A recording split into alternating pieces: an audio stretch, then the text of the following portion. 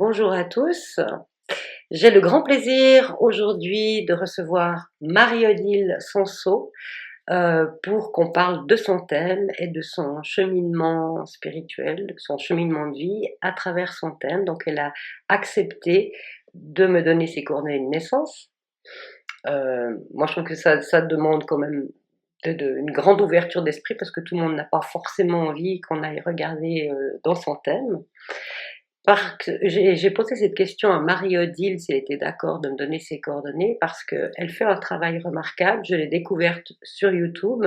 On s'est mutuellement découverte en C'est fait vrai. sur YouTube. Et je me disais, ah, mais comme elle parle du je suis, moi ça m'enthousiasme, ça me donne le feu littéralement.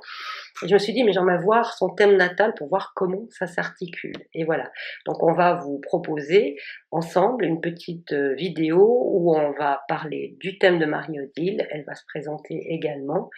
Et puis, ça va être un peu une forme de dialogue astrologique.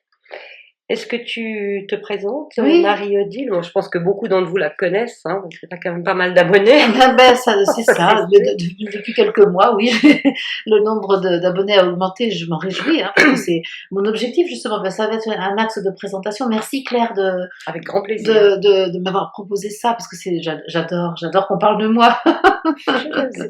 C'est bien, il faut parler de nous. En fait, au fond, on ne fait que ça, d'une certaine façon, on ne fait que parler de soi. Et donc, me présenter aujourd'hui, c'est au travers des activités que je propose, que je mène. Il y a deux grands axes, les activités que je fais en présentiel, donc avec des personnes.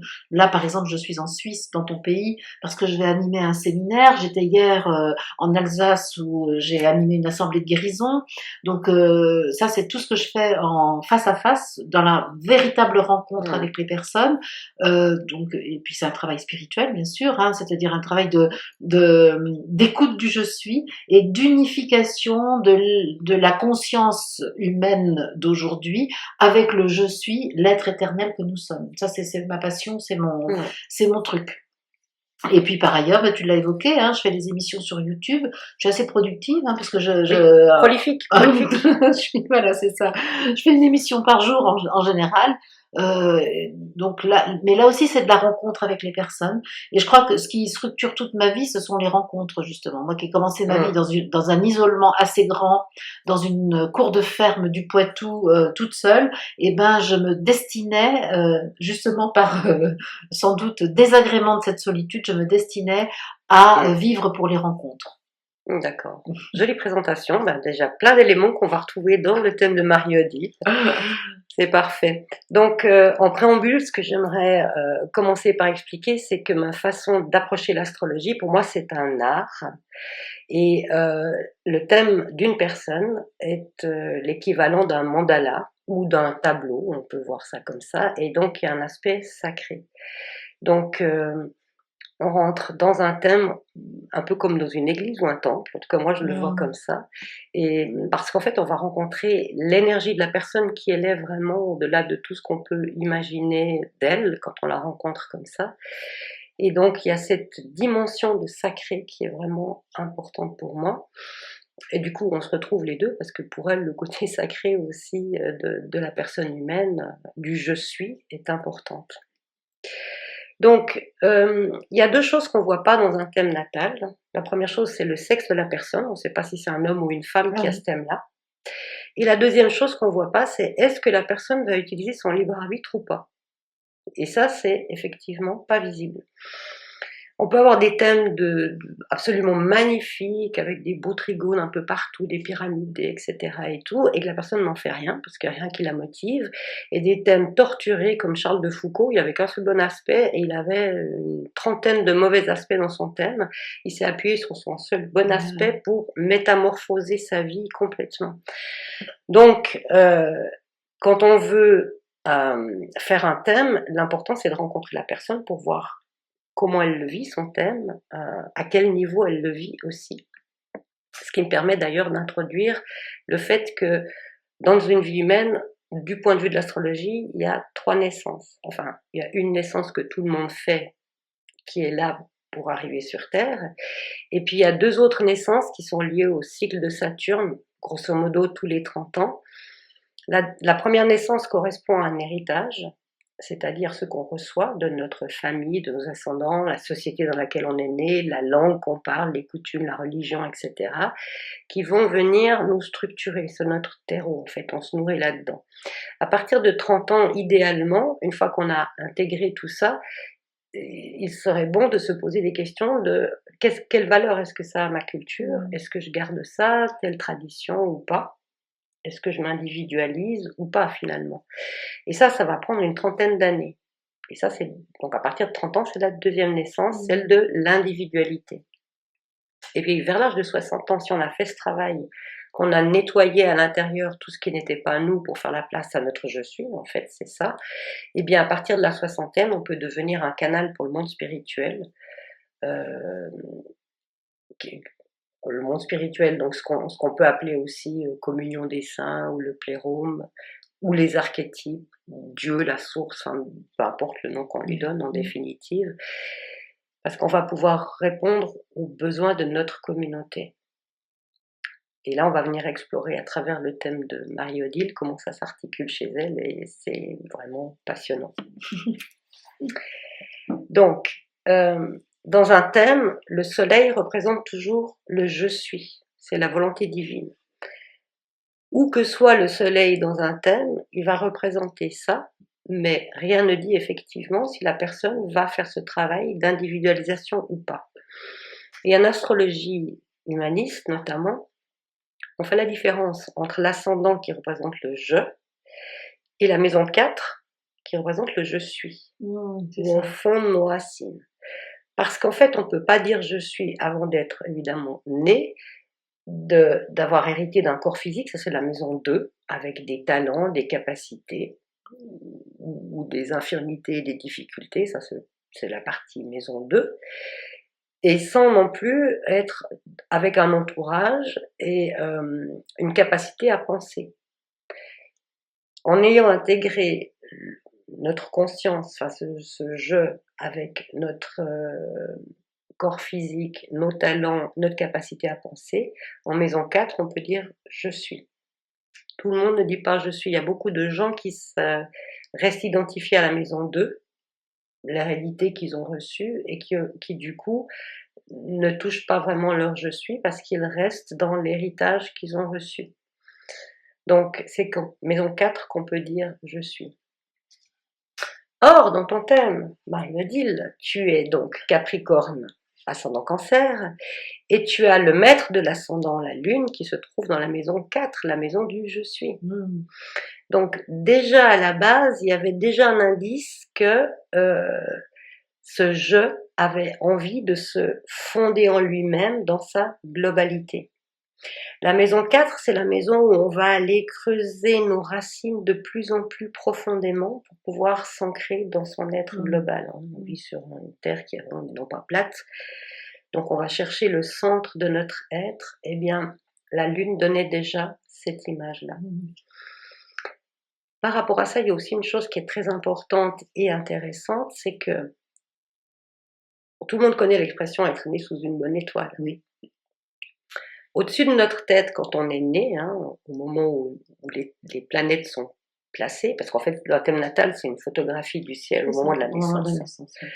Il y a une étoile qu'on n'identifie pas forcément et ça n'a pas d'importance. Cette étoile représente justement cette communauté spirituelle, cette source ou ce plérôme.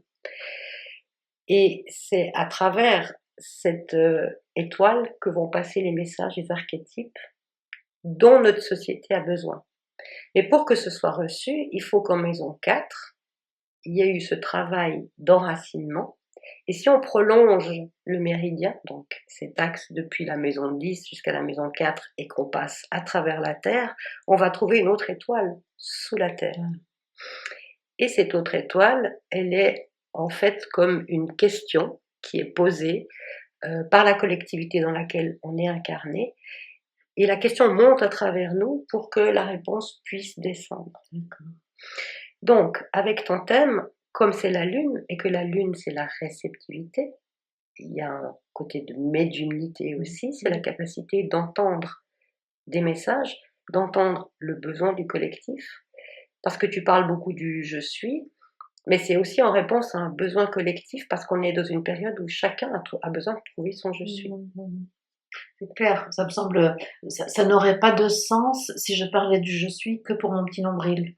Je pense Ça. que si je suis poussée à en parler et à le diffuser, à diffuser cette information, c'est parce que le collectif appelle ça, a besoin de ça. Exactement, et tu ressens cet appel et ce besoin parce que cette lune-là te rend sensible à ce besoin. C'est comme l'humanité qui crie à mais je suis qui?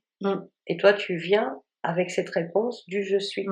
Et cette conscience et cette certitude puisque tu es ancré toi-même dans ton je suis. Et d'ailleurs, c'est rigolo que tu parles de ça parce que je n'avais pas réfléchi à cet aspect-là de mes expériences. Mais en effet, quand j'ai commencé à canaliser, j'ai d'abord canalisé pour des personnes en individuel, une petite méditation de temps en temps pour d'autres, mais essentiellement de l'individuel. Puis un beau jour, j'ai dit non, que du collectif. Et donc j'ai fait que des prestations collectives.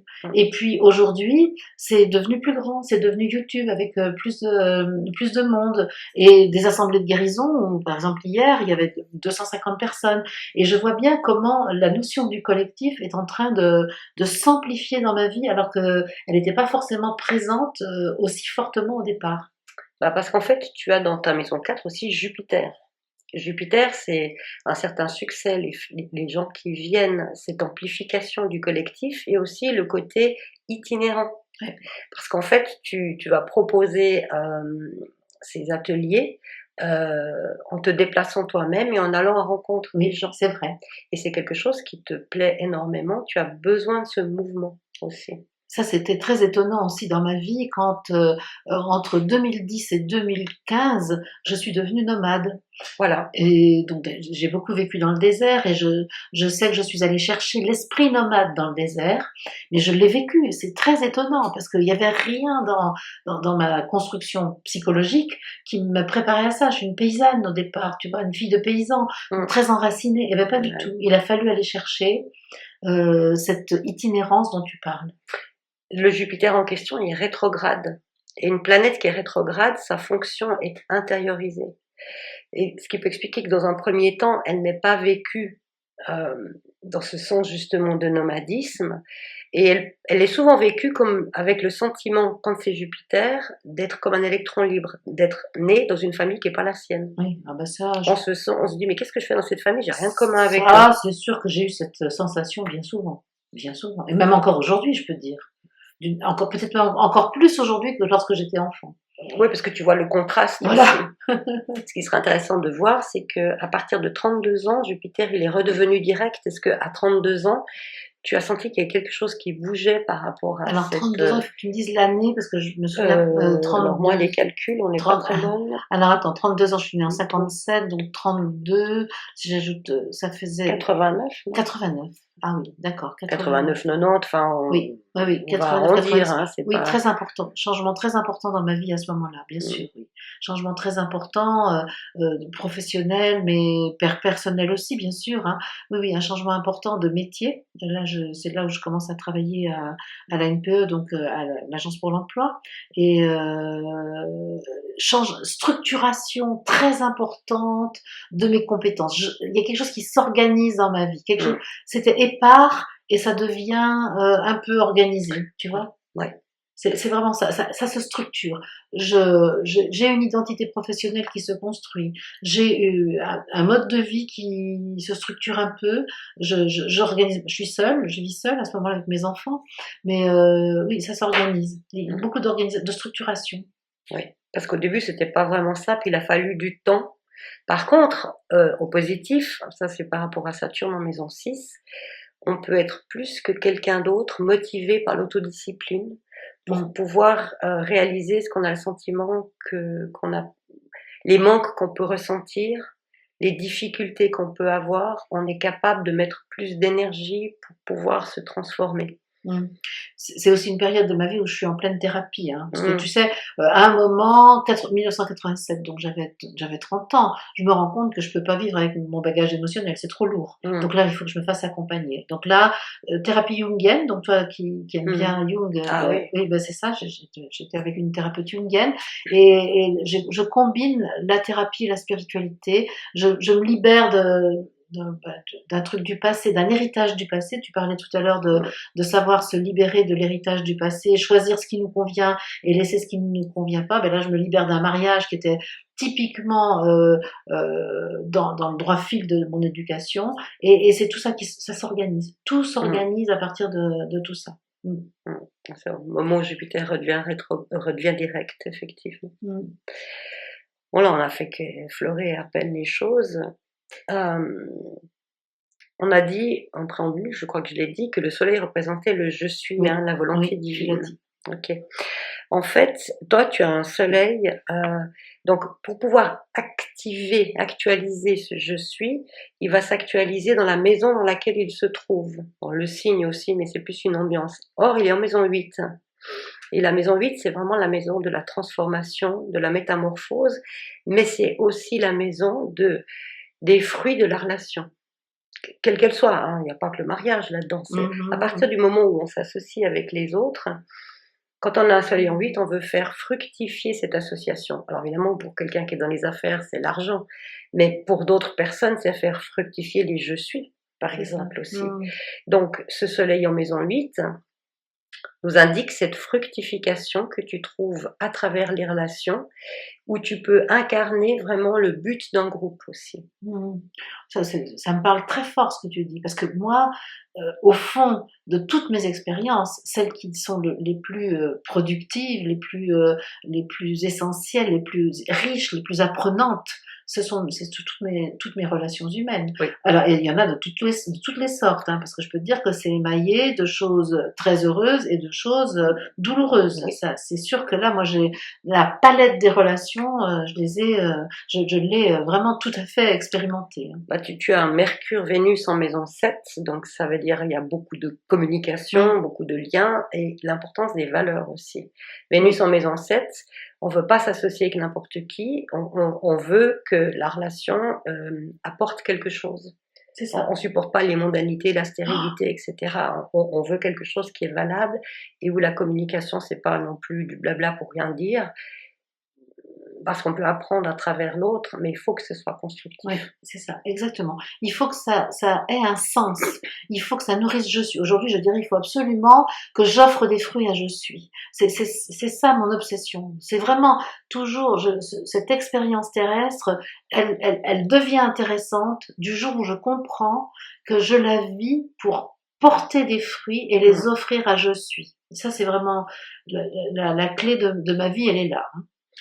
Et le soleil en maison 8, c'est le côté fructification. On fait fructifier les relations qu'on a avec les autres. Oui, absolument. Pour soi, mais autant que pour les autres. Ça Parce va que ensemble. les relations, ça me fait grandir, ça me fait faire des choses que je ne ferais pas toute seule. Les relations, ça me fait apprendre sur moi. Les relations, ça me fait transformer des choses en moi. Les relations, ça donne de la joie. Les relations, ça donne parfois, ça m'oblige à faire des choix. Donc c'est vraiment, pratiquement, pour moi, c'est l'essentiel de ma vie. Et tu parles du groupe, et c'est vrai que je me retrouve régulièrement à être plus ou moins leader de groupe, sans l'avoir décidé, mais ça c'est organique. Tout à coup, je me retourne et je vois qu'il y a un groupe autour de moi dont je suis un peu le leader. Parce que tu portes cette énergie-là. Et ce qui est intéressant aussi, c'est qu'il y a des planètes qui sont mises en valeur plus que d'autres. Le Soleil dont on est en train de parler, il se trouve dans le signe du Capricorne et il fait un aspect avec Mars et Neptune qui sont tous les deux dans les signes de Mars. Mars en Bélier, Neptune en Scorpion. Et Mars, exalté en Capricorne, a aussi une maîtrise sur le Capricorne. Donc il y a tout cet aspect de je me lance, je suis pionnière, j'y vais, j'ai du courage, de l'audace et quasiment rien ne peut te faire reculer. Parce qu'une fois que tu as décidé que tu allais au bout des choses. C'est vrai. J'aime pas que ça me résiste.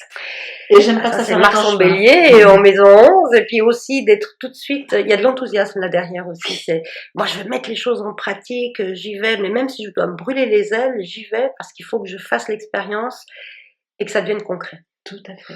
Parce que Soleil en maison 8, ok, mais en Capricorne, tu veux un je suis qui est dans le concret, dans le monde réel. Tu veux pas un je suis éthéré. Tu veux quelque chose qui soit vécu jusque dans le corps physique et même plus loin, qui montre qu'on peut transformer le corps physique ou transformer sa relation au corps physique et que rien n'est impossible. Ça, c'est absolument vrai. C'est tout mon intérêt actuel pour l'évolution du corps, la puissance de l'esprit dans le corps, le règne du divin dans le corps physique. Mais bien sûr, c'est tout ça. à fait ça. Ouais. Et puis bon, tu es né avec un Uranus en maison 2, ce qui évoquerait pour moi le fait de cette... Comme on a vu que la maison 2, c'est la maison de ce qu'on a hérité, donc on peut aussi considérer de ce qu'on peut ramener avec soi d'existence antérieure. Uranus, c'est le principe de la liberté, c'est le principe du Christ, c'est le principe fils, hein, parce qu'en astrologie holistique, on considère qu'Uranus représente le Fils, Neptune le Saint-Esprit et Pluton le Père. Donc l'opposition du Soleil-Uranus, tu arrives déjà avec un côté rebelle, déjà les traditions familiales, etc. C'est pas ta tasse de thé, mais en même temps, cet Uranus en Lion, on a envie de faire éclore cette lumière et cette liberté avec rien qui peut l'empêcher de se manifester. Pour toi, c'est quelque chose de vraiment important. Oui, alors j'ai souvent été rebelle, notamment avec les mots. La parole a été pour moi source de rébellion assez importante. Les actes, parfois, j'ai cru que je me rebellais par les actes, mais souvent, je me suis, dans ma première trentaine de vie, je me suis crue affranchie des dogmes familiaux, mais en réalité, par la bouche, je l'étais. Dans les actes, j'étais quand même assez soumise. Et ça m'a agacée après, tu vois. Donc, il a fallu que je reprenne le flambeau là, et que je me révolte davantage. Parce que comme tu as Neptune en 5 qui est opposé à Mars, donc tu penses agir, mais avec Neptune, il y a un côté diffus. Donc on se rend pas toujours compte du fruit des actes. Donc il faut tout un travail de conscience, en fait, finalement, pour se rendre compte que, ah, mais je peux faire les choses autrement. Mais il y a une détermination absolument incroyable. Il y a l'axe des nœuds lunaires, nœud nord en maison 6 et en Scorpion. Et en plus, sur l'axe 12-6, enfin le nœud nord est en maison 6 et en Scorpion. Là, tu n'as vraiment pas choisi quelque chose de facile. Tu t'es dit, dans cette vie-ci, je vais tout réunir ensemble et puis ça passe ou ça casse. Parce que d'un côté, avec le nœud sud en taureau, c'est je décide que je vais lâcher tous les attachements à tout ce qui est possible et imaginable. Et donc, il faut qu'il ne reste que l'essentiel. L'essence du ciel, c'est vraiment, il reste plus que le je suis, en fait. Et puis, l'axe 6-12, ça peut être des problèmes physiques, des maladies, des défis, des gens qui essaient de nous embarquer dans une voie où on est obligé de servir les autres, mais il y a presque de l'esclavage dedans. Donc ça demandait vraiment beaucoup d'abnégation, mais une endurance aussi, une volonté, mais on voit que la volonté est forte aussi. Je crois que j'ai pris conscience que j'avais choisi probablement des conditions d'incarnation assez difficiles pour développer en moi la fureur de me sortir de ça, de le développer avec fureur, hein, vraiment. Et il a fallu, à la force du poignet, il a fallu se sortir des situations dans lesquelles j'étais enfermée, parce que j'étais bien enfermée quand même. Bah oui, il y a quand même deux carrés très importants, donc on a l'impression qu'on essaie de sortir, on se cogne, on repart. C'est ça. On a l'impression qu'on tourne en rond dans des carrés, mais en fait, ça donne cette impression-là, et chaque fois on se cogne et ça fait mal. Mais chaque fois que ça fait mal, c'est comme si ça contractait quelque chose à l'intérieur, et puisque c'est comme ça, ma décision est encore plus forte. Voilà, c'est ça. Et chaque fois que tu as le sentiment d'échouer, ça augmente cette volonté de... au lieu de me décourager, effectivement, ça stimule une envie de recommencer et de parvenir à mon but. Ça, je suis la chèvre qui veut monter en haut de sa montagne, ça me ressemble. Ça. Tout à fait. Là, c'est... Puis avec bon Mars en bélier, comme on disait tout à l'heure, donc cette détermination à toute épreuve, et que rien ne te fait reculer, en fait. À vrai dire, comment ça se passe très concrètement? Un matin, je me réveille avec un mot, une idée, un truc, et là, je l'écris sur un bout de papier. En général, mon mental conteste, mais dans la semaine qui suit, ça y est, j'adhère, et puis ça part, quoi. Et puis ça se met tout de suite en place. Je suis très aidée. Dès que je veux mettre quelque chose en œuvre, tout concourt à ce que ça se fasse. Dans la matière, c'est très simple, en fait, après. Oui, parce qu'il y a l'alignement que tu as travaillé, et le fait d'être aligné permet ça. Probablement, parce que c'est remarquable, hein, comme tout coule de source, tout coule de source, en fait. Voilà, je veux faire quelque chose à un endroit, il y a un organisateur, il y a une salle, tout est là. c'est magnifique. Et quand c'est juste. Oui. Oui, je me dis que c'est juste parce qu'il y a en plus du monde qui vient, donc ça doit Voilà. répondre à quelque chose. À part ça, pour cette lune en maison 4, moi, ça évoque pour moi la capacité d'incarner des valeurs féminines, alors j'ai pas envie de dire maternelles, même s'il y a ça aussi, mais tu vois, dans les valeurs les plus élevées, tu peux incarner ces valeurs-là, des valeurs de protection, enfin, à l'image de la Vierge Marie, de mère, par exemple.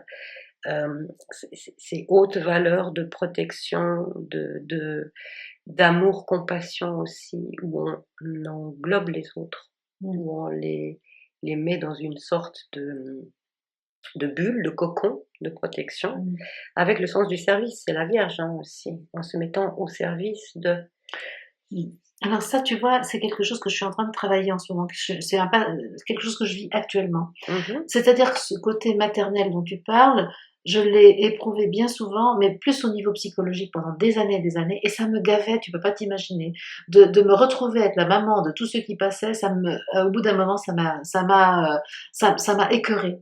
Et en fait, c'est depuis quelques semaines, après avoir quand même entendu un certain nombre de personnes me renvoyer que j'avais cette dimension de la mère divine, enfin, à mon niveau bien sûr, mais c'est ce que tu évoques, donc c'est ça. Cette dimension de la mère divine, et je me suis dit bon, c'est exagéré, et puis là, depuis quelque temps, j'ai vraiment accepté de porter en moi, on peut dire, en partie, la conscience de l'humanité. Donc un peu comme une mère porte en gestation des enfants et sous sa protection des enfants. Et j'ai vraiment accepté depuis quelques jours seulement. C'est récent parce qu'en fait tu as la lune progressée, passée à la conjonction du soleil. La lune progressée, quand tu regardes après la naissance, tu vas à tant de jours après la naissance, ça fait tel âge, voilà. En fait, il y a eu une fécondation par le soleil, par ton je suis, de cette lune natale qui te permet maintenant, en plus c'était le trigone d'elle-même, d'accepter ce côté maternel, mais parce que tu n'y vois plus ce qu'il y avait avant. Voilà. Tu y vois cette dimension spirituelle comme mère, par exemple, comme la Vierge Marie aussi. Exactement. Et c'est pas du tout un côté gna c'est puissant. Ce côté féminin sacré, en fait, est extrêmement puissant. Et figure-toi que depuis que j'ai accepté ça, toutes les choses que je traverse personnellement, je suis invitée à le relier au collectif. C'est-à-dire que tout ce que je traverse individuellement, je sais que c'est fait pour que le collectif en bénéficie. Et quand j'oublie que ça doit se relier au collectif, il y a un événement qui bloque, il y a un blocage, et c'est par ce blocage que je comprends que j'ai omis tout à coup de relier mon processus individuel au processus collectif. Et c'est là où je vois que c'est très opérationnel dans le quotidien, en fait. C'est ça. En fait, on parlait tout à l'heure de mission de vie, il suffit de vivre sa vie, c'est ça. On est dedans et d'être à l'écoute, et quand il y a quelque chose qui coince, il y a juste quelque chose à remettre d'équerre, en fait. C'est ça. Ça, j'en ai déjà parlé. Alors, il y a 2 planètes qui sont plus spécifiquement, enfin, si tu veux, il y en a 3, elles sont toutes importantes. Le Soleil, en tant que je suis, parce qu'il reçoit ce qu'on appelle un T carré, c'est-à-dire 2 carrés qui sont sur une opposition. Et Neptune. Donc, il y a l'aspect je suis et l'aspect Saint-Esprit. Moi, j'appelle ça aussi communion des saints, compassion, amour universel aussi. Et c'est 2 axes de travail importants qui prennent de plus en plus d'importance à l'heure actuelle, mais au début de ta vie, ça devait pas être évident parce que tu as pu vivre des situations, tu as pu te sentir trahi ou on te considérait comme une quantité négligeable, des choses comme ça. Maintenant, ça peut prendre enfin toute sa dimension spirituelle, vraiment, et s'épanouir. Ce qu'on appelle les, entre guillemets, mauvais aspects, qui sont pas des mauvais aspects, moi j'appelle ça, c'est le carburant que tu mets dans le moteur. T'as une Lamborghini, si t'as pas d'essence à mettre dedans, elle sert à rien, ta Lamborghini. Donc les carrés sont une bonne chose parce que justement c'est ça qui nous motive, c'est ça, on n'est pas bien, on veut dépasser quelque chose et c'est ça qui nous motive. Donc il y a quelque part, oui, je pense que le défi que tu t'es donné dans cette vie, c'est je vais être une ambassadrice du je suis. Ou, comme je dis, une guerrière du je suis, parce que ça te va bien, ça aussi. Il y a un petit côté combattant. Oui, puis la lune en vierge, ça donne un côté Amazon avec un Mars en bélier, tu vois. Donc, Oui, bah, comment rebondir sur ce que tu dis? Par rapport à la guerrière de lumière, tu veux Oui, dire? ben tellement évident aujourd'hui, tellement évident. Mais comment, avec, voilà, si, ce que je veux dire, c'est la question de la place. Parce que tu dis, au début de ma vie, ça n'a pas dû être évident parce on me considérait comme quantité négligeable. Alors je vais te dire, je me considérais comme quantité négligeable. Et évidemment, les autres jouaient bien le rôle de me le Bah, effet renvoyer. miroir, hein, Effet c'est ça, miroir. bien sûr. Et figure-toi que moi, j'ai pris conscience que je refusais aussi de prendre ma place. Et une des manières que j'avais d'avoir de la place, c'était d'être grosse. J'ai été très obèse pendant des années, et j'ai compris il y a peu de temps qu'en fait c'était parce que je ne voulais pas prendre cette place, parce que je me considérais comme quantité négligeable, que c'est mon corps qui avait pris le chantier en main. Hein. C'est lui qui avait dit. Bah, c'est Et lui qui c'était dit. douloureux, bien sûr, parce que Bah, j'étais oui. pas heureuse dans ce corps trop gros. Et pourtant, c'était le moyen que j'avais trouvé pour prendre cette place que je ne me reconnaissais pas, que je ne voulais pas prendre. Et à partir du moment où j'ai commencé à faire des choses plus publiques, avec plus de notoriété, eh bien, j'ai plus eu besoin de prendre Là, tu as ce pris ta volume. place, voilà, naturellement, donc le corps a suivi. Exactement. Et le corps est notre allié, hein. Absolument. Ça, il nous aide quand même passablement. Le tableau de bord magnifique qu'il est, en plus de son intelligence superbe. Ah oui. Ah oui, une chose que j'ai vue, c'est que le travail que tu fais avec ton soleil, tu peux te donner les moyens de la transformation. Et en allant au bout du processus, il y a la transsubstantiation. Ah oui. Et on en parlait tout à l'heure, cette capacité de transformer jusqu'à la moindre molécule de notre corps, la moindre cellule. Et ben, un nœud nord en scorpion, il y a ça aussi, c'est tout ce travail énergétique sur les cellules, le corps, hein, le sud en taureau, qu'on peut complètement transformer. Alors ça, c'est quelque chose de nouveau dans la conscience spirituelle, mais cette transformation du corps, vu ce que je viens de te dire, c'est du malaise corporel, au fond, ça s'est préparé de cette manière-là. C'est très étrange comment ça s'est préparé dans la légende humaine avec souffrance pour arriver à aujourd'hui être dans cette conviction totale que je suis est dans ce corps et qu'il m'appartient, moi qui suis l'ambassadrice du je suis, de laisser cette lumière vivre dans la matière. Parce que je l'ai enfermée, nous l'avons, dans la légende humaine, nous l'avons enfermée. Et ben, c'est à nous aujourd'hui, je dis tout le temps, on est le directeur de la prison et on commande au geôlier d'aller ouvrir les cellules pour que la lumière qui est cachée dedans, ah ben oui, c'est magnifique, oui, pour que la lumière qui est cachée dans les cellules puisse enfin sortir de la prison, parce que et je suis le directeur de la prison qui commande au geôlier de le faire. J'aime bien cette idée. Oui, puis le nœud sud en maison 12, c'est la prison hein, aussi. Ah ben donc tu vois. Le nœud nord ici, c'est la clé que tu donnes à ton geôlier Mars, qui veut s'impliquer dans des projets fraternels, humanitaires, c'est un peu galvaudé. Dans des projets collectifs fraternels, en fait. C'est ça. Tu sais que j'ai longtemps travaillé sur un projet que j'appelais Lieu de vie fraternel, évidemment, avec des groupes. Hein, on a beaucoup travaillé ça. Bon, c'est pas encore abouti, ça n'a pas encore abouti dans le visible, mais je sens que quelque chose est déjà là sur le plan subtil. Bah, c'est en train, parce que si on regarde le transit de Jupiter, je saute du coq à l'âne, mais comme j'ai marqué les transits, tu es dans une phase balance à l'heure actuelle de prise de conscience justement par rapport à ce projet, et à partir de mois de mai 2023, il y a des choses qui vont vraiment se concrétiser par rapport à ça. Je sais qu'on n'a pas travaillé pour rien, parce que tu sais que les fruits c'est donc important pour moi, et que c'est un arbre qui a mis du temps à mûrir, dont les fruits ont mis du temps à mûrir, mais ça va mûrir. Oui, alors ça c'est sûr, hein. Tu vas commencer à récolter, puis ça sera une phase scorpion, donc qui va faire écho au nœud nord, qui va faire écho à ton soleil en maison 8. Ça va amener une transformation. Fructification pour une transformation. Et pour moi, c'est collectif. C'est-à-dire que c'est forcément une expérience collective qui va modéliser pour le collectif terrestre, hein, parce que mon ambition elle est planétaire. Mais oui. Et peut-être au-delà. On va se limiter. Tu as parfaitement raison. Avec une lune en 4 comme ça, hein, tu peux toucher l'humanité. Mais c'est ça. Le cancer et la lune représentent la famille, mais la famille élargie, c'est la nation, et élargie, c'est quoi? C'est l'humanité. C'est ça, c'est ça. Et moi, je sais que je suis une cellule du grand corps de l'humanité, et que si la cellule dont j'ai la responsabilité se transforme, alors le grand corps de l'humanité va se transformer aussi. Exact. C'est pas plus présomptueux que ça, non? Mais c'est une réalité, il faut dire les choses telles qu'elles sont aussi, c'est une question de dire la vérité. Oui. Donc, il y a ton côté pionnière, on en parlait avant de ce Mars, donc tu hésites pas à mouiller la chemise, mettre en pratique, oser donner l'exemple. Il y a aussi chez toi ce côté, pour pas revenir en arrière, je sais pas si tu connais l'expression brûler son navire. Non, je connais pas l'expression. Je sais plus, c'était des envahisseurs à l'époque je sais plus si ça se passait en Angleterre, mais pour être sûr que les armées ne battent pas en retraite, le général avait fait brûler les navires.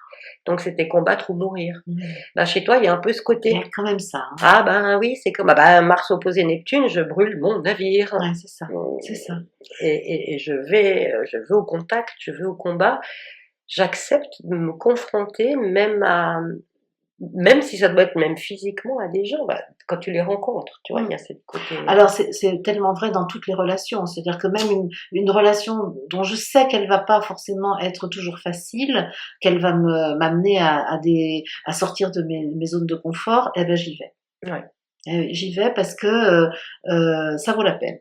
Ça vaut la peine, et ça va me faire grandir, et ça va faire grandir l'autre, et ça va faire grandir le collectif. Tu as un exemple de cran et de courage, donc c'est bien. J'ai pas conscience vraiment de ça, mais... en tout cas, ça se voit dans le thème, et surtout ça se perçoit comme ça, donc tu donnes le courage aussi aux gens d'aller chercher leur je suis, et de se dire, ok, même si tout va à la dérive, je suis toujours là, je peux avancer. C'est ça. Quoi qu'il. Et ça, c'est quelque chose de précieux aussi. Mais d'autant plus que je me sens tellement ordinaire. C'est-à-dire, justement, je n'ai pas l'étoffe d'un héros, parce que je suis quelqu'un d'ordinaire, et donc je crois que ça peut aider. Mais tu vois, ce côté très, très abordable, très, très simple, et ben, je crois que ça peut aider le monde à aller chercher son courage de faire. Parce que moi, je me sens pas particulièrement courageuse, mais de fait, je constate que si tu l'es, Mars en Bélier, c'est l'héroïsme. Et tu sais, un héros, c'est quoi finalement? C'est quelqu'un de simple qui accepte de suivre les impulsions de son cœur. C'est ça. Alors c'est ça, je me reconnais dans le héros. Je m'appelle Musclor. Et puis, oui, c'est ça. Non, rien à voir. L'héroïsme, c'est suivre son cœur. Donc, dans ce cas-là, oui. Voilà. C'est ok, ça. Mais avec la détermination, je veux dire, c'est pas, ok, je suis mon cœur, oh là, ça va mal se passer, donc je bats en retraite. Non, le vrai héros. Non, j'ai brûlé mon navire. J'ai bien compris qu'on brûle son navire pour pas battre en retraite. Voilà. Tu repars pas à la nage. Il y a un engagement révolutionnaire chez toi, c'est ça, en fait, le Christ, c'était aussi la révolution qui l'a amené. Donc, tu es très marqué par cet Uranus qui est au plus opposé à ton soleil. Donc, tu es arrivé avec des valeurs christiques très fortes. D'où aussi le lien avec Sri Aurobindo, qui avait ce côté christique très fort. Pour toi, c'est un modèle. Tu l'as vu comme un modèle, mais tu peux l'incarner, ce modèle aussi. Et finalement, les modèles, ils servent à ça, pas pour devenir l'autre, mais en se disant, si lui, il a pu le faire, pourquoi moi, je le ferais pas? Il m'inspire. C'est ça. Il m'inspire. C'est pas, je peux pas le limiter, parce que c'est pas la même époque, parce que c'est pas la même personne, mais bon, moi, je vis très fortement avec Sri Aurobindo à l'intérieur de moi. Il anime quelque chose en moi. Ouais, ça se sent. Ah oui, très fort. Très fort. Hein. Et oui, et je me sens une part de responsabilité pour poursuivre l'œuvre qu'il a menée, ça c'est sûr. Et c'est ça qui m'enthousiasmait dans ce que tu proposais. Je me suis dit, oui, alors je sais, il y a Auroville, mais ça, c'est bon, voilà, c'est ce que c'est. Mais là, il y a quelqu'un chez nous, ici, en Europe, qui est dans la droite ligne de Sri Aurobindo et qui nous propose quelque chose de concret. Et c'est ça que j'aime. Pour moi, la spiritualité doit être concrète. Et la tienne, elle est concrète. Pour justement conquérir ce je suis et continuer tout le travail. Le mental des cellules, la conscience dans les cellules. Tout à fait. Ça, c'est très maison 8 et Nonor en Scorpion. Sri Aurobindo m'inspire beaucoup. Mère aussi, même si avec Mère, j'ai parfois un peu plus de réserve, mais malgré tout, son travail est splendide. Et Satprem, alors moi je suis une passionnée de Ouais, ça Satprem, prenne aussi. qui me fait vibrer, parce que ce sont des gens qui s'y sont collés, mère aussi, alors elle peut dire qu'elle s'y est collée quand même à vivre l'expérience dans le corps. Hein. Donc oui, et Sri Aurobindo aussi, c'est la vie divine sur la terre, c'est vraiment c'est ça, c'est ce que dit Sri Aurobindo, et ça se résume à ça. Et on est dans ce processus, Ah, mais c'est en formidable. train d'arriver. Et le jour où j'ai compris comment Sri Aurobindo, en voulant libérer l'Angleterre, a voulu en fait modéliser quelque chose, libérer l'Inde de l'Angleterre, pardon. Je vais interpréter, mais Oui, mais quand même, il est mieux que je le dise correctement.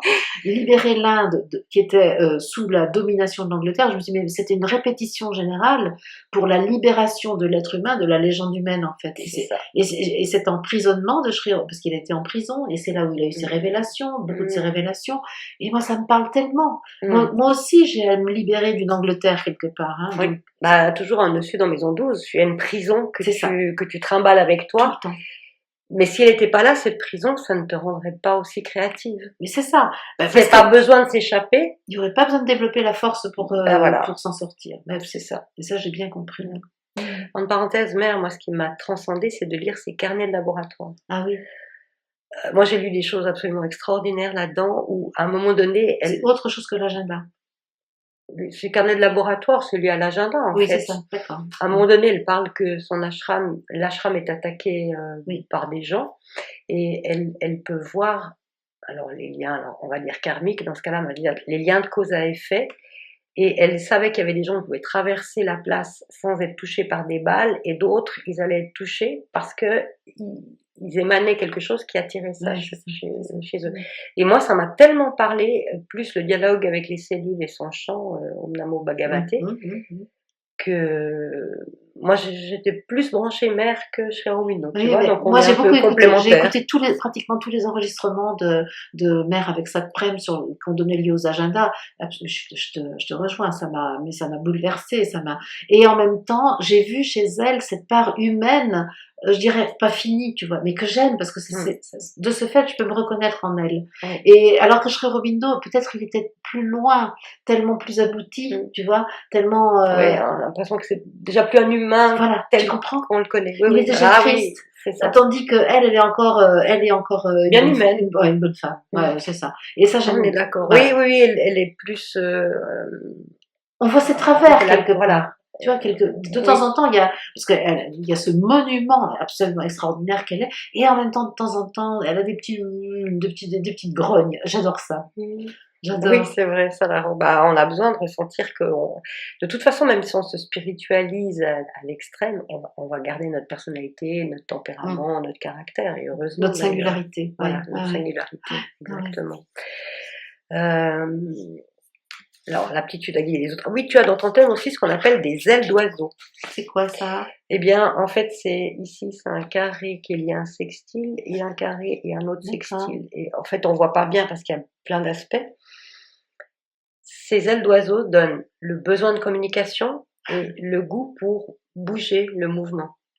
Par exemple, M. Nicolas Hulot, dans son thème, il a que ça comme configuration des ailes d'oiseau. Mais alors lui, il a fait le monde dans tous les sens, avec tous les moyens de transport possibles et imaginables, et il avait ce besoin de faire découvrir aux autres le monde. Alors toi, c'est pas le monde que tu vas faire découvrir aux autres, tu as ce besoin d'itinérance de l'oiseau, en fait, qui se déplace pour aller porter ton message. Ça se confirme. Bah oui, tout à fait. Donc, peut-être que c'est quelque chose que tu as moins vécu étant plus jeune parce qu'il n'y avait pas une motivation ça. Pas du tout. Oui. Bah, Saturne en Sagittaire, ça immobilise, mais à partir du moment où tout d'un coup tu as touché ta mission, ce que tu avais vraiment envie d'exprimer, c'est comme si ça avait déployé les ailes de l'oiseau. Mais ça s'est vraiment mis en place, en particulier à partir de 2008, 2009, 2007, 2008, 2009. 2008, j'ai pris l'avion tous les mois pour aller à l'autre bout du monde. C'est absolument incroyable.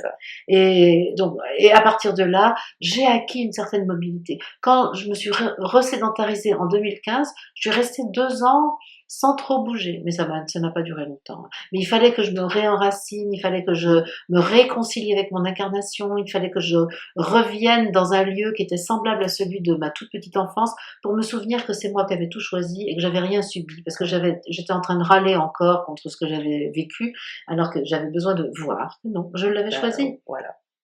Bah oui, le retour avec la lune, on retrouve son lieu d'enfance. C'est comme si j'aime pas le terme racheter son enfance, mais c'est C'est comme un peu si ça quand même. il y a un peu de cette dimension-là, Ouais, effectivement. je change ma relation avec mon enfance. Mm. Puisqu'en fait, les choses ont existé. Après, c'est la conscience que j'en ai, c'est la relation que j'ai avec ces choses. Et j'ai pu changer la relation que j'ai eue avec mon enfance. Mm. Et ça, c'était quelque chose d'important parce qu'effectivement, bah, il y a un carré Lune-Saturne dans le thème natal, donc c'est pas évident au niveau de l'enfance. C'est comme si on ne se sent pas en sécurité ou on se sent mise dans un moule, dans des structures qui nous conviennent pas. C'est Entre les parents, c'est pas toujours évident non plus. les Hein. parents, ça va pas. Rien, je m'ennuie. C'est Oui. pas compliqué, je m'ennuie. Je m'ennuie, je comprends rien à ce que je fais là. Je trouve que ce monde est absurde et ce qui me sauve, bah, c'est le mental, figure-toi. C'est le mental, c'est on va dire une certaine intelligence mentale, toute bête, mais qui fait que je deviens bonne à l'école et quelqu'un me le dit, bah, tu devrais toujours être bonne. Et ben, j'obéis et donc je développe les capacités intellectuelles. Je suis pas non plus une grande intellectuelle, mais ça m'aide.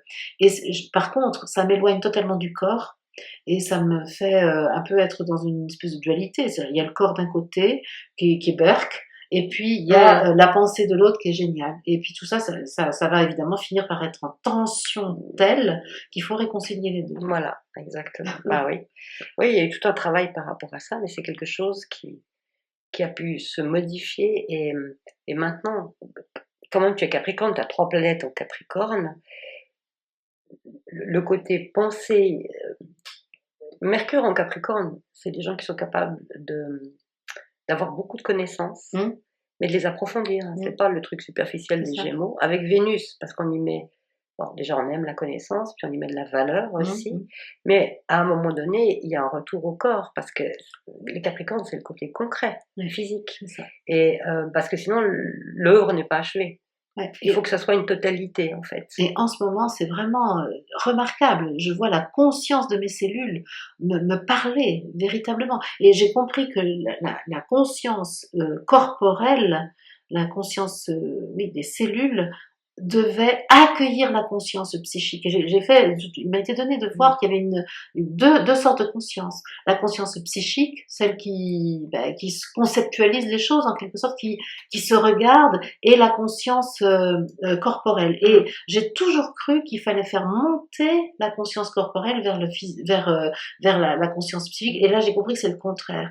C'est le plus intelligent, la plus grande conscience, elle est dans le corps, et le corps n'attend qu'une chose, c'est que la conscience psychique condescende à venir en lui et que les deux s'unissent. Et je comprends pourquoi mon merisier en face de chez moi est plus divin que moi, parce qu'il n'y a rien qui l'empêche d'être divin. Et moi, j'ai compris que ma personnalité, ma pensée empêchait mon corps d'être totalement divin, lui interdisait d'exprimer totalement cette lumière qu'il est. Et donc ça, c'est mon grand axe du moment. Bah ça va avec ce Neptune en maison 5, tu vois, c'est-à-dire de faire descendre l'esprit jusque dans la matière, c'est ça. Dans le concret. C'est ça. Par pitié, entre guillemets, pitié dans le sens noble du terme pour le corps. C'est ça. Qui n'a pas à subir le rejet qu'on pourrait avoir vis-à-vis de lui. Exactement. Exactement. Ouais, c'est quelque chose d'important. Et là, en ce moment, c'est un peu fort pour moi, là. Et donc, aussi avec ce Saturne en maison 6, ça permet d'utiliser les obstacles pour en faire des tremplins. Oui, ça j'adore. Là où les gens s'arrêtent devant et commencent à pleurer, toi tu dis « Ah, un obstacle, chic, comment je vais faire pour pouvoir J'ai une passer ?» phrase, tout obstacle est une opportunité. Voilà. C'est ma phrase. Bah ça, c'est avoir bien compris Saturne. Et du coup, Saturne devient positif dans ton thème. Enfin, positif. Il n'y a pas de... Pendant une période de ta vie, je pense que tu as dû subir quand même pas mal de choses pas faciles. C'est clair. Voilà, donc c'était assez galère. Hein. Saturne, il n'est pas très tendre quand il est en maison 6, jusque dans sa chair, hein, on le vit, ça. Et jusqu'à ce que, à partir du moment où Saturne est vu comme un allié, c'est-à-dire le corps physique devient un allié lui-même aussi, les choses commencent à changer complètement. Ouais. C'est clair, c'est clair. C'est vraiment, pour moi, très important que ces obstacles sont tous des opportunités, c'est-à-dire des stocks d'énergie qui sont bloqués et qu'il me revient de les mettre en mouvement pour que ce soit à ma disposition. Ça, c'est clair. C'est ça. Ah oui, il y a un sacré dynamisme là derrière aussi. Et toujours en regardant à l'intérieur de moi ce que le dictateur mental empêche de mettre en mouvement. Et à ce moment-là, quand j'arrive à trouver, c'est presque une enquête, c'est presque une enquête policière, tu vois. Donc, et quand je trouve, mais ça se débloque dans la seconde qui suit. Prise de conscience, en Ouais. fait. Ouais. Bon, de toute façon, qu'une opposition Soleil-Uranus, une fois qu'on a pris conscience de quelque chose, il n'y a de nouveau pas de retour en arrière non plus. Hein. Okay. Donc, On y ça, va. c'est quelque chose d'extrêmement fort. Hein. La période de Coco, là, entre mars 2020 et décembre 2020, Saturne a transité sur ton soleil, donc je pense que ça a amené pas mal de prise de conscience et une réorganisation de comment tu voyais les choses aussi. Oui, Il y a peut-être des décisions qui ont été prises par rapport à ça. mais beaucoup d'enseignements reçus précédemment ont dû être revus, figure-toi. Mais justement, tiens, on parlait de ça tout à l'heure dans l'émission qu'on a faite ensemble, sur la question de l'âme. Quand Sri Aurobindo m'annonce, je crois que c'est en août 2020, il me dit « l'âme, c'est fini », parce que il n'y a plus besoin de cette interface entre la matière et l'esprit. L'esprit et la matière sont suffisamment proches maintenant pour être directement réunis, et l'être psychique peut totalement être mis de côté pour ceux qui le désirent. Mais ça, par exemple, moi, c'est une révolution pour moi. Donc, des choses comme ça, tu vois, des nouvelles visions, alors que je roulais tranquillement sur ma petite route, là, avec les enseignements spirituels que j'avais reçus, et c'était tranquille, je les transmettais, et les gens qui m'écoutent avaient l'habitude de m'entendre, tout le monde avait bien ses repères. Et puis, voilà que là, il a fallu changer plein de repères. Par exemple, l'entité spirituelle humanité. Quand on m'a dit l'entité spirituelle humanité, cette notion, c'est ça que vous appelez Dieu. Et au fond, l'entité spirituelle humanité est la créatrice de tous les univers. Alors, tu te dis, bon, attends, je suis en train de délirer là. Par exemple, annoncer des choses comme ça, ce sont des révolutions pour moi. Et j'en ai eu plein. Plein. Ouais, c'était une période. Bah oui, mais Saturne, c'est la sagesse hein, aussi. Donc tu reçois un surplus de sagesse, mais qui est encore en travail, parce qu'à partir d'avril 2023, c'est là que tu vas arriver à un point où. Ouais, il y avait Jupiter qui est en même temps, hein. Ouais, en 2023 aussi. C'est comme si en 2023, tout le travail qui a été fait depuis cette période-là, on peut même dire depuis 2018 d'ailleurs, tu arrives au fait, au sommet. D'accord. Donc après, on peut pas aller plus haut, mais ça permet d'incarner vraiment un but et de toucher du doigt ce qu'on cherchait à révéler. On va dire ça comme ça. Ah ben, ça me fait plaisir. Parce que je sens que quelque chose s'élève, grimpe. Je dirais, je cherche toujours à aller au Mont Sinaï, tu vois, chercher mes tables de la loi. Hein, c'est toujours cette proximité avec Moïse là, eh ben c'est ça. Il y a un moment où je vais rencontrer l'Éternel, en fait. Hein, bah, et il va me donner la loi. Ça pourrait être à ce moment-là, parce que Saturne, c'est la pierre, c'est l'étable, c'est la loi aussi, en tant que structure. C'est pas la loi Jupiter. Hein. Ouais. Donc ça pourrait correspondre comme ça à une rencontre importante. Et puis tu vois, il y a toutes ces capacités, toutes les capacités psycho-spirituelles que je sens qui doivent être recherchées aussi, du style la téléportation, tu parlais de la transsubstantiation, la transfiguration, la bilocation, toutes ces choses-là. Je sais dans mon corps que c'est des choses qui vont arriver et que je dois être l'outil du divin, l'outil de ma volonté divine pour que ça puisse se faire et que je travaille sur la déprogrammation humaine pour que je n'interdise pas à mon corps de vivre cette intelligence divine qu'il contient. Oui, ben juste derrière, on a le transit de Pluton, j'ai marqué ça en haut, je sais pas si je l'ai marqué là. Il va passer sur ton soleil. Il n'y est encore pas. Entre 2024 et 2026, tout le travail de transsubstantiation, bilocation, tout ce que tu viens d'évoquer, c'est tout à fait en phase avec le transit de Pluton sur le soleil. Il faut que je sois patiente, c'est ce que tu es en train de me dire. Il faut que j'attende un petit peu pour réussir. Peut-être que ça n'empêche pas de réussir avant, mais disons qu'à un moment donné, quand toutes les portes s'ouvrent, quand tout est aligné, quand c'est l'heure à l'horloge cosmique, ce serait plus à ce moment-là. Mais c'est embêtant parce que j'avais noté ça quelque part. Il faudrait que je regarde dans les éphémérides. On regardera ça peut-être ensuite. Mais effectivement, c'est comme si ça ouvrait tous les pouvoirs. En fait, c'est la rencontre de Dieu, parce qu'on a vu que Pluton, c'était le côté Dieu, aspect père, qui rencontre la volonté divine du je suis. Donc c'est quand même un moment extrêmement important, révélateur. Et donc, avec les transits de Pluton, on n'est plus jamais la même personne. Oui, je sais que Pluton, il met le bazar quand même. Il transforme. Il transforme. Tout ce qui est inutile, il le détruit. Donc il reste que l'essentiel, en fait. Il y a encore des petites choses inutiles, probablement, à lâcher. Sinon, on s'ennuierait. Il faut que ça vibre un petit peu. J'avais juste fait aussi ta révolution solaire pour cette année actuelle, là. 2022, avec une lune qui est mise en évidence. Il y a ce qu'on pourrait appeler une configuration qui ressemble à un arc. C'est Madame Larcher, qui est invitée à rayonner toute sa lumière. C'est le côté Amazon. Voilà, c'est le côté Amazon. Et à montrer aux autres que les obstacles ne sont pas ce qu'on vient de dire par rapport au fait que l'obstacle est un tremplin, de montrer aux autres comment on peut se servir des obstacles, les restrictions et tout ce qui s'ensuit pour développer sa créativité. Et ça, c'est une de tes qualités. Et tu le fais de manière, en communiquant clairement. Saturne, l'obstacle, et conjoint Mercure, on peut communiquer clairement aux autres pour qu'ils comprennent ce que c'est qu'un obstacle et comment on peut le dépasser. Ça, j'ai été programmée, enfin c'est drôle, parce que mon premier métier, c'était le journalisme. Donc, d'accord. Oui, pendant 4 ans, j'étais journaliste de radio angulaire. C'est ça. De 1984 à 1988. C'était mon métier. Donc c'est intéressant parce que ça a été mes premiers appétits à communiquer avec le monde. D'accord. Ok. Oui, en tout cas, mais là, évidemment, depuis, il y a toute cette maturation, tout ce travail qui a été fait, et surtout de faire ressentir aux gens, alors on va pas parler d'âme solaire, parce que l'âme est en train de, pour les raisons qu'on vient d'évoquer, est en train de disparaître, mais il y a quand même tu peux employer le mot quand même. Ce reflet-là, parce que la Lune représente quand même ça, que chacun puisse se rendre compte qu'il porte...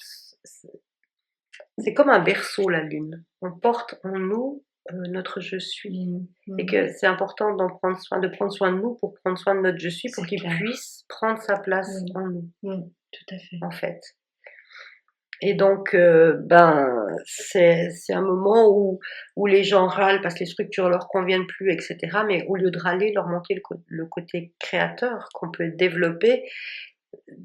On veut d'un monde différent, mais n'attendons pas que les autres le changent, faisons-le par nous-mêmes, en fait. Et soyons clairs sur ce que nous voulons, parce plus, que c'est souvent ça la difficulté. Est-ce que tu as des questions par rapport à ton thème, ce qu'on vient de voir? Parce que...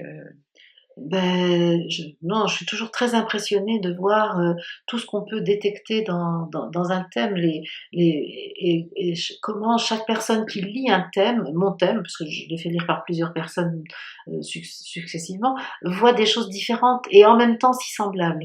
C'est-à-dire que je vois bien que le lecteur a toute son importance aussi. Et j'aime bien l'angle que tu as choisi pour le lire, c'est comment est-ce que je suis une guerrière du je suis. Voilà. Et ça se...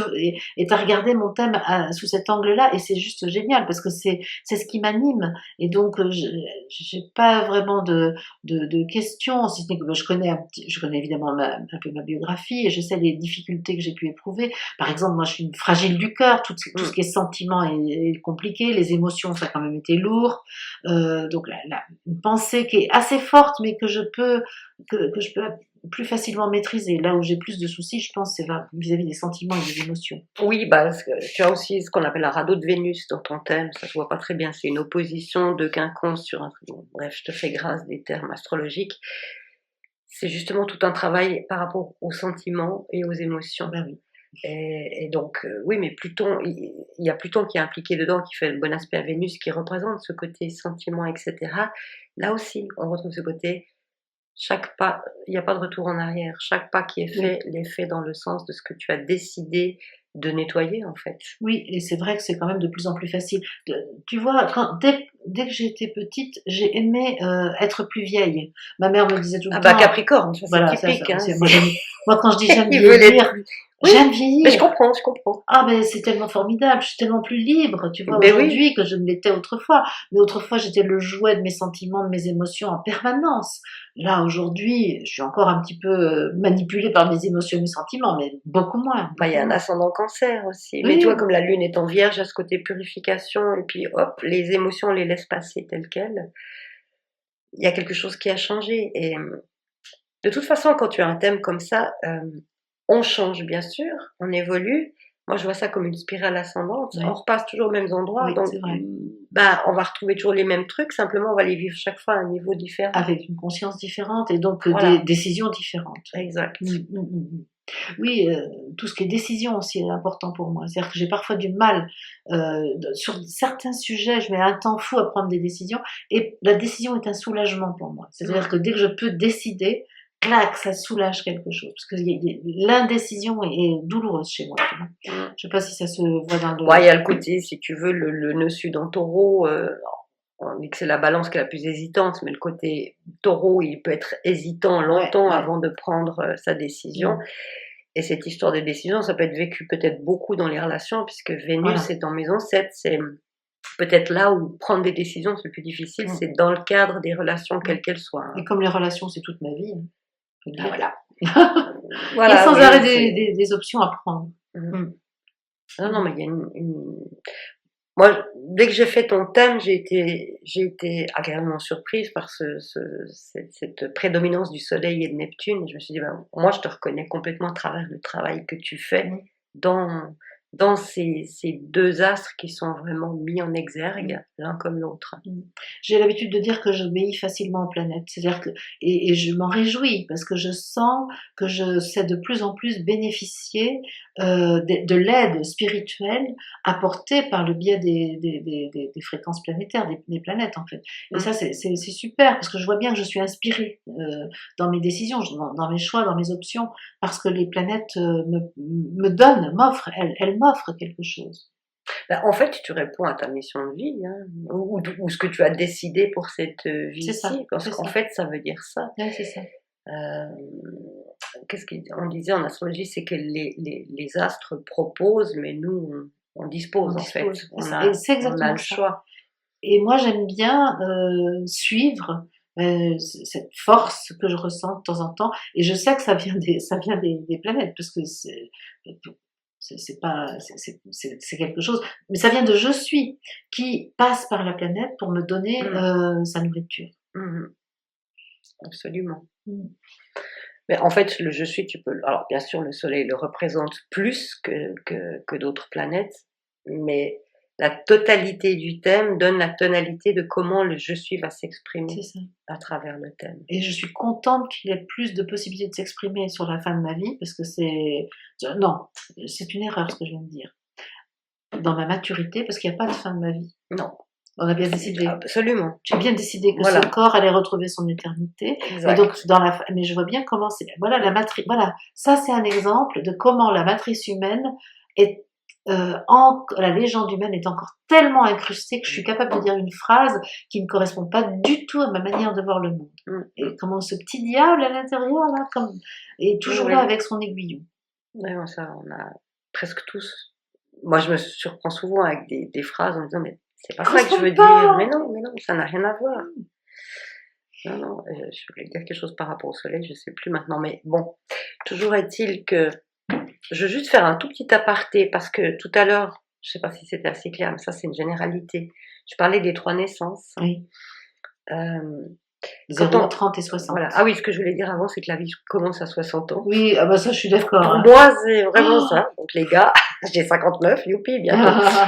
Par rapport aux 3 naissances, la période d'individualisation entre 30 et 60, il y a les gens qui s'individualisent pas. Tu vois, le symbole du soleil, c'est un rond, un cercle avec un point au milieu.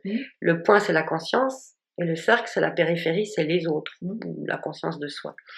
Quand on s'individualise pas, on est une périphérie sans centre. d'accord. Et quand on s'individualise, normalement, idéalement, on devient le soleil, donc le centre avec une périphérie. Maintenant, il y a des gens qui vont à l'extrême individualisation et qui deviennent un centre sans périphérie. Ah oui, oui, oui. Et on en a beaucoup actuellement dans les gouvernements politiques, la banque, l'économie, etc. Et ben, à la longue, ça devient des psychopathes, c'est des électrons libres, ils sont C'est plus ça. capables de se relier avec les autres. C'est ça. Donc, l'individualisation, oui, mais si tu enlèves l'amour, si tu enlèves la relation aux autres, Oui. il y a perdition. Voilà, je voulais juste faire cette parenthèse parce que je trouve que c'est important de le savoir et de comprendre pourquoi des gens ont dévié comme ça. Ouais, c'est vrai, hein.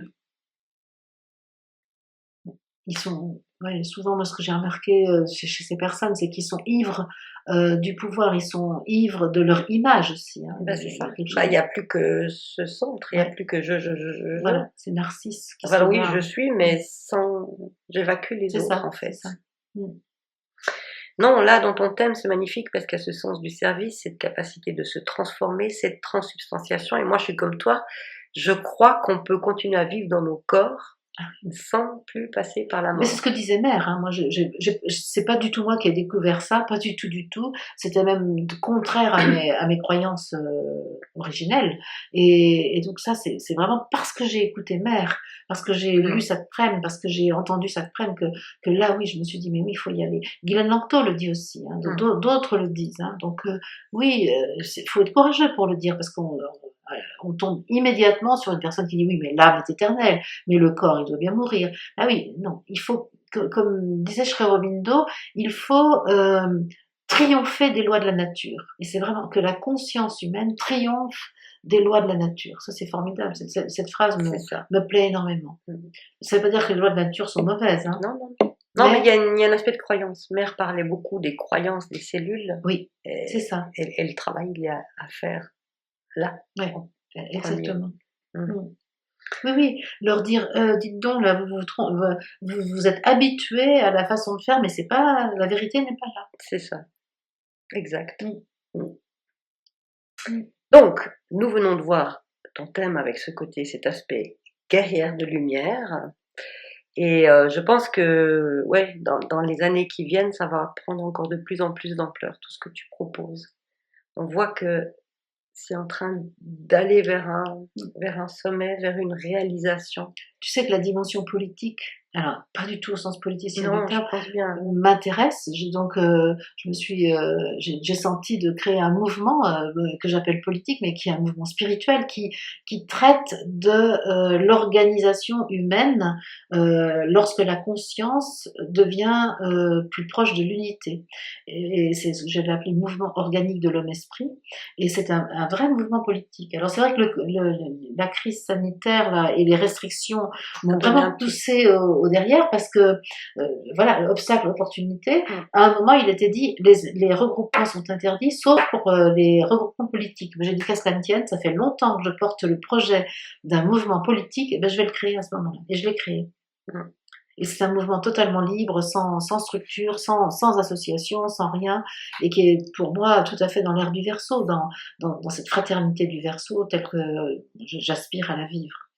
Ben, tu vois, cette période à partir de avril-mai 2023 va être propice à ça, Ça m'étonne pas. à cette création, de mettre les choses en place, de lui donner de la substance aussi. Voilà, parce que pour l'instant, il y a un certain nombre de personnes qui s'intéressent à ça, mais on n'a pas fait d'action concrète, précise. Mais pour moi, tout ça va pouvoir être vérifié par la réalité visible. Donc, et ça va se faire tranquillement. D'accord. Ouais. Ouais, tranquillement. Mars en bélier quand même dans le projet. Oui. Donc ça veut dire un peu brutalement, tu veux dire. Bah, c'est-à-dire, voilà, je veux dire, une fois que tu as décidé, tu mets les choses en place et il n'y a pas de retour en arrière encore C'est comme on ça. a vu, donc ça va être ça va être fait de la manière Mars-Bélier, c'est-à-dire extrêmement rapidement. Il n'y a rien un jour et le lendemain, pouf, tout est posé. C'est ça. Parce que c'était pensé avant. Ouais, et c'est ça, ça mûrit, ça mûrit, ça a été travaillé par le processus intérieur. Et puis pour moi, il y a la présence du Christ hein, qui est vraiment extrêmement importante. La présence christique dans tout ça est ce qui sous-tend tout ce qui est mené là. Oui. Ah, ça c'est certain. Et on le sent dans ton thème aussi. Ouais, ça Mm. ressort très très fort. Écoute, si tu n'as plus de questions, Non, c'est bon, c'est bon. Merci. voilà, je te remercie d'avoir accepté cette interview Génial. astro. Voilà, j'aurai peut-être l'opportunité d'y revenir par la suite, puisque de toute façon on reste en contact Ouais, en fonction de ce que tu vas vivre ouais, par la ouais, suite. Moi, je suis toujours curieuse de voir comment les choses s'actualisent, donc ouais. ça sera avec un immense plaisir. Ah, Je te génial. remercie encore infiniment d'avoir accepté cette séance impromptue astro. Ah oui, c'était passionnant, Claire, merci. Et très Merci. pertinent, vraiment. J'aime beaucoup la manière dont tu as lu la carte du ciel que j'ai choisie pour venir sur cette terre. Merci, merci Ouais. beaucoup. Ouais, une belle créativité aussi. Et Merci. merci, je suis heureuse que nos Je suis nous ait donné l'invitation à se retrouver dans le visible. Voilà. C'est vrai, Merci. c'est un cadeau. Merci à Merci. toi. Merci. À bientôt. Bye bye à tous.